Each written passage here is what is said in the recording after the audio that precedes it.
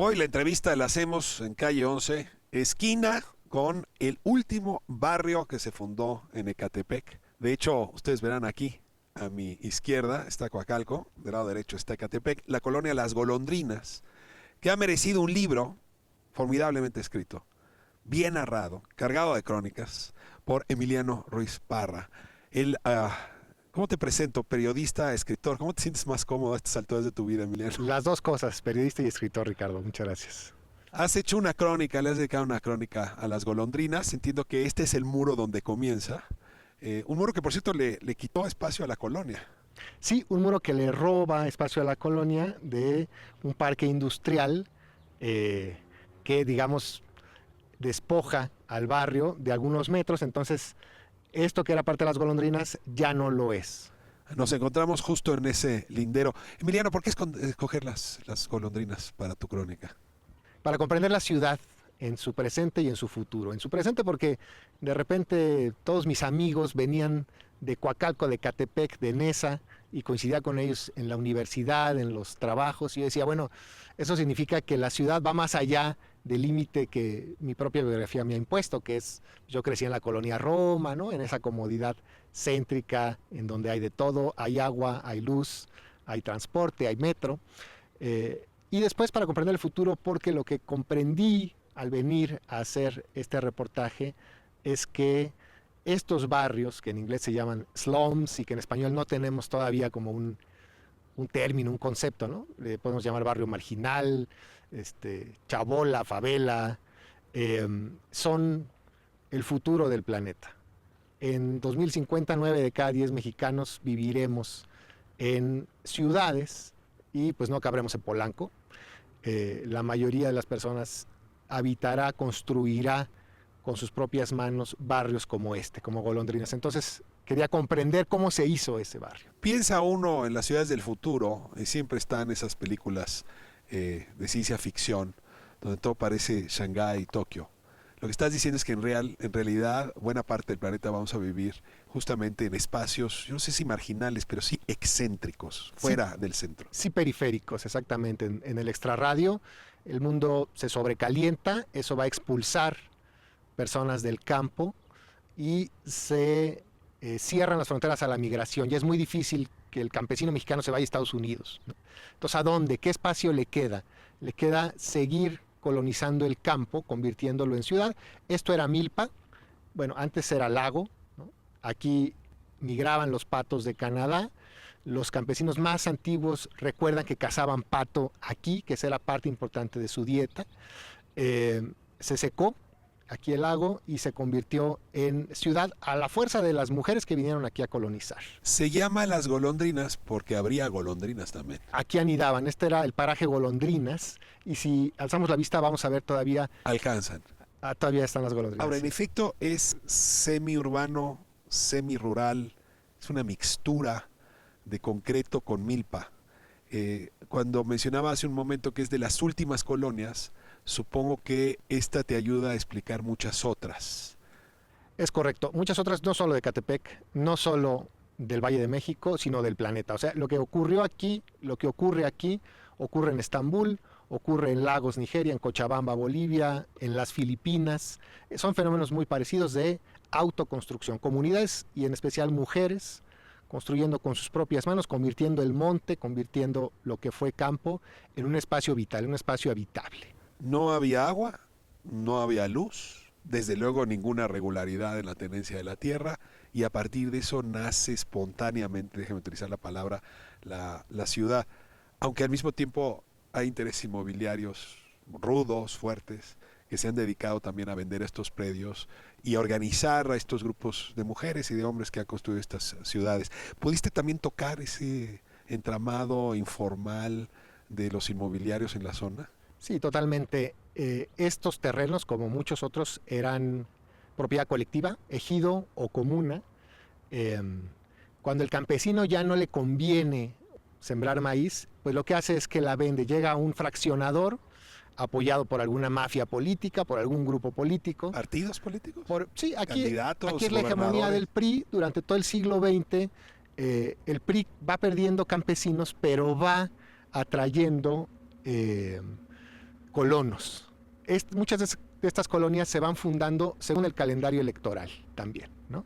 O sea, va a haber una elección, entonces le ofrecemos a un grupo de gente que compre terrenos recién fraccionados de tierras comunales, tierras ejidales, y vamos negociando poco a poco con ellos. Es una negociación de 20, 25 años, su agua, su luz, su drenaje. Entonces hay, digamos, una captura, yo le he llamado un pacto vasallático moderno. De vasallaje, de vasallos. Sí, porque durante 20, 25 años tú puedes negociar una renta política y económica. Si votas por mí, te pongo el agua. Si votas Exacto. por mí, te meto el drenaje o te doy el Exacto. cemento para que construyas las banquetas. Y tu propia casa. Y luego los diputados del Estado de México tenían esos recursos para asegurarse la elección. Sí, los diputados, los alcaldes, los regidores. Esta colonia que ya es muy joven, que surge a fines de los 90, también le toca vivir la alternancia, porque en Ecatepec ha gobernado el PRI, el PAN, el PRD, Morena. Entonces, también la comunidad de aquí aprende a negociar con más actores políticos, que todos le entran al mismo pacto clientelar, al mismo acuerdo clientelar, pero ellos, la comunidad, sabe que ahora toca negociar con un partido, luego toca negociar con otro e ir haciendo conquistas en su espacio vital. ¿Por qué un espacio construido por mujeres? Los hombres se van a trabajar lejos, están en la construcción, regresan los fines de semana, o hay otras explicaciones para entender por qué, en efecto, la colonia popular en México hay que conjugarla en femenino. Son líderes mujeres. Son líderes mujeres. Los hombres salen a trabajar todo el día, ¿no? Como obreros, como choferes, y las que se quedan a construir comunidad, a construir escuelas, a construir sus casas y a criar a los niños son mujeres. También algunas se van como obreras, hay muchas obreras mujeres, entonces quedan otras mujeres a cuidar a los hijos de las que se van y mientras, pues a hacer política. Son las personas más politizadas de este país, en realidad. Ahora, Emiliano, lo que hiciste fue contar la historia, sí, desde las golondrinas como personaje, pero luego desde los personajes seres humanos que viven en las golondrinas. Y escogiste algunas y algunos de ellos para contarnos esta historia. Déjame irme a corte y de regreso te pido, sin que nos eches a perder la lectura del libro, ¿cuál fue el criterio de selección justamente de esos personajes? Esto es Calle 11, regresamos un momento.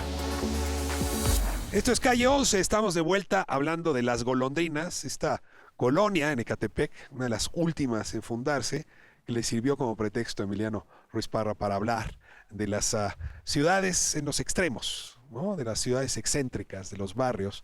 Y Emiliano, antes de irnos a corte, te pedí que nos trajeras a esta conversación los personajes que elegiste para contar la historia de las golondrinas. ¿Por qué tal o tal, el profesor, la señora, etcétera? ¿Quiénes son esos personajes?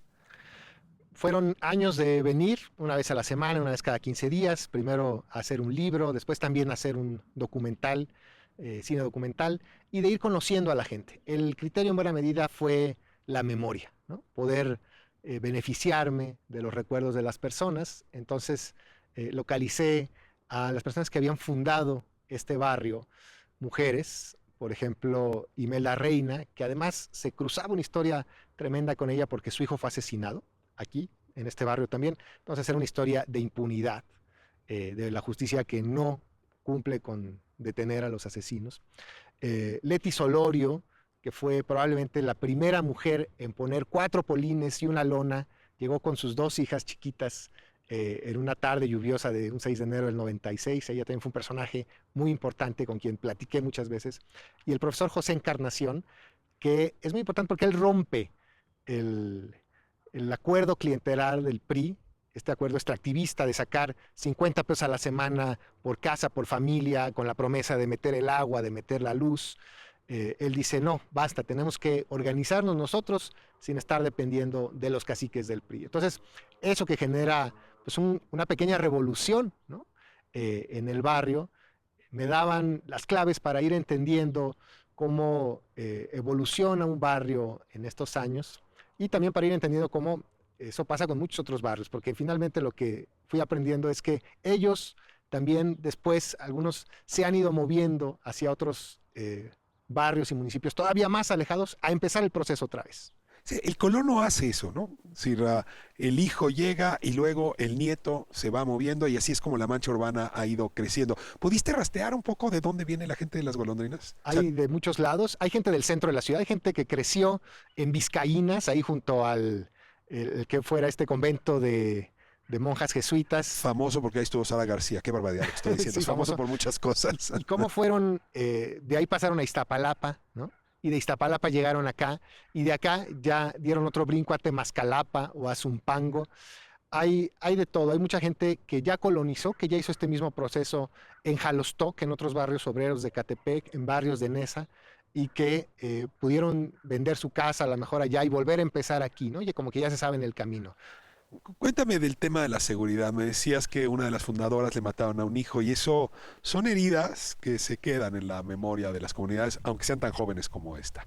¿Cómo es la organización justamente para permitirle a las hijas de las líderes, a los niños, tener un espacio más seguro del que puede dar si ellos no se organizan? Durante años en este barrio, como en otros barrios de aquí de la región, han sido los propios colonos los que han hecho su propia seguridad, ¿no? Durante años aquí hubo patrullajes, digamos, populares de personas que salían pues, con su garrote a, a garantizarse la seguridad. Es muy raro ver una patrulla de No policía entra. aquí adentro, no entra, no les interesa tampoco. Y efectivamente el tema no solamente de la seguridad, sino de la justicia. En este caso de Julio César Gamboa Reina, el hijo de Imelda Reina, pues un asesinato que sí, a uno de los dos perpetradores estuvo en la cárcel, en el penal de Chiconautla, pero le reclasificaron su delito como homicidio en pandilla, en riña, entonces ya Y por eso pudo salir, lo liberaron. lo liberaron. Déjame cerrar la conversación donde la comenzamos. Tú llegaste buscando la explicación de cómo se genera un barrio así, con testimonios que están vivos, por fortuna, y que te pueden contar. Pero también teniendo en mente en que no estabas leyendo el pasado solamente, sino que estás leyendo en clave de futuro. Si pudieras contarnos tu reflexión actual ya con el libro publicado, con esta investigación de las golondrinas, con el documental que estás haciendo, ¿cómo te imaginas el futuro de estas colonias en México y en el mundo? ¿Qué me responderías? Pensemos que la mancha urbana del Valle de México se va a extender a Cuernavaca, a Pachuca, a Puebla, O sea, va a tocar. Lo va que a estás tocar. diciendo es que Catepec un día va a tener una vía directa hasta Pachuca. Pues ojalá que sí se le hagan caminos, ¿no? Porque es, digamos, una zona, dice Mike Davis, hermafrodita entre campo y ciudad. O sea, no acaba de ser ciudad como Shanghai o Tokio, no acaba de ser campo, es la ciudad expandiéndose, migrando al campo, en un proceso muy complejo que implica en algunos lados despojo a las comunidades, ¿no? Para la urbanización. ¿Con qué se levantan estas ciudades? Pues con la arena de los ríos muchas veces o de los cerros, entonces implica también destrucción ecológica fuerte, ¿no? Entonces vamos a ver eso, unas manchas urbanas enormes, difíciles de gobernar, difíciles de llevarles agua, difíciles de darles movilidad, economías también que se hacen muy regionales. Si para llegar al centro de la ciudad haces 3 horas, pues mejor te la buscas aquí pepenando basura, siendo chofer, ¿no? Entonces se convierten también, a pesar de que estás en la mancha urbana, En realidad es una isla. en realidad es una isla. Sí. Ahora, en algunas otras ciudades, la planeación, no la hemos mencionado, urbana es una herramienta para que, pues si hay que crecer, se haga de la forma más ordenada posible. Es una forma de adelantarse el tiempo. El Estado de México, sobre todo la zona conurbana, buena parte de ella, se caracteriza por la ausencia de planeación urbana. ¿Tú crees que en este crecimiento que viene, que es obvio, que está cantado, vamos a seguir viendo falta de autoridad capaz de planear hacia dónde crece la mancha, dónde poner agua, dónde poner servicios? Yo pienso que este modelo está llegando a un límite y que los jóvenes de estos barrios como Golondrinas, de Nesa, de Catepec, ya están en un nivel, digamos, de maduración política, intelectual, como para decir, esto ya no da para más, Así. tenemos que impulsar otro modelo. Entonces yo tengo mucha confianza en esa generación de los hijos de los pioneros de estos barrios que van a cuestionar ese modelo y yo creo que pueden ir hacia otro de más planeación. Me queda un minuto para una última pregunta, muy distinta a las que te he hecho. A esta materia de trabajo le pusiste literatura, le pusiste prosa, tuviste el cuidado de los puntos y las comas para que en efecto sea un libro que trascienda simplemente el reportar el hecho, sino contarlo de una manera más amplia. ¿Qué te trajo la literatura o qué te aportó la literatura para mirar las golondrinas? Yo creo que solo con la complejidad de la literatura se puede contar una historia tan amplia como esta, ¿no? Tratando de tocar los corazones, las almas y al mismo tiempo de ver las tendencias mundiales. O sea, había que hacer una mezcla de ensayo, de crónica, un poco de antropología, de sociología, y que sea ameno, que sea una historia que sepamos que todos nos encontramos en ella porque todos tenemos algo que ver con la periferia. Entonces, solamente eso, con la conciencia de contar una historia, podía esto tener lectores, tener un público. Te agradezco muchísimo, Emiliano, esta posibilidad que nos das de aproximarnos a las golondrinas, habernos traído aquí, habernos traído este muro que divide municipios y divide poblaciones, pero también al cemento que les une, a las razones que les vuelve una comunidad. Vamos a irnos al segmento calle también para hablar con algunos de los personajes de las golondrinas, me refiero a tu libro. Vamos para allá. Gracias, muchas gracias.